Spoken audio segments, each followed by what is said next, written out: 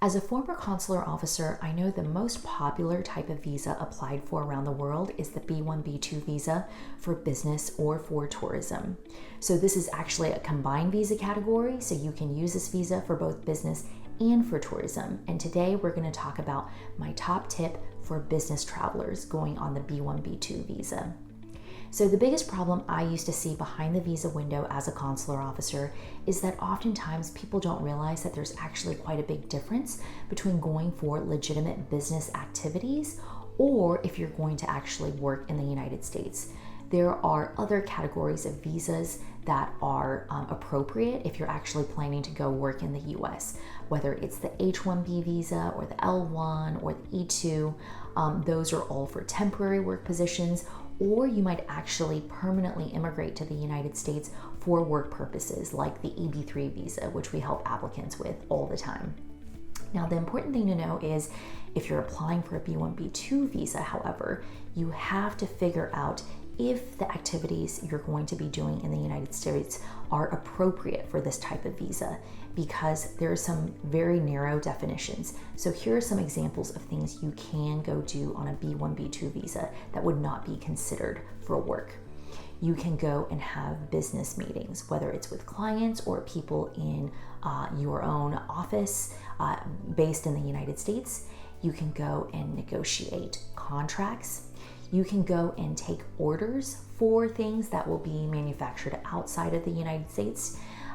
You can actually go and do litigation matters, which I guess for some people this is quite common if they're involved in litigation in the United States. So again, these are just some examples of activities that are permitted. A couple of other examples include going for a conference or a seminar, or if you're going to do some independent research. And again, you'll want to work with an expert to make sure that the research is considered okay, isn't too lengthy in time, because these are all factors that are considered by the consular officer.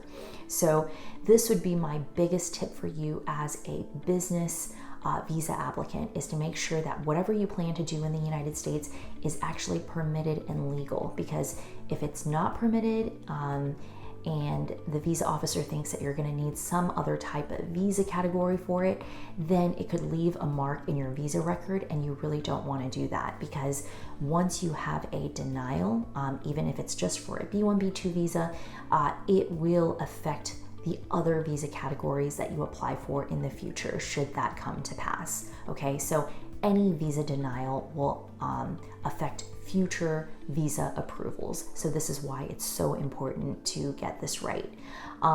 One other thing to know is that it's important that even if you are doing appropriate business activities, that you're prepared to talk about them, and you can frame your situation in a way that the visa officer can understand it. And this is what we can help you do at Argo Visa.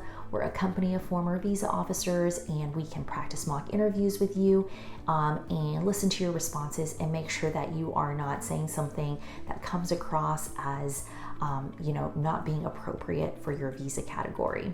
So I hope this tip is helpful for you. Figure out the difference between a business visa and one used to go work in the United States, and then you should be much better prepared for your visa interview. I look forward to bringing you more interesting content. Thanks so much for spending your time with me.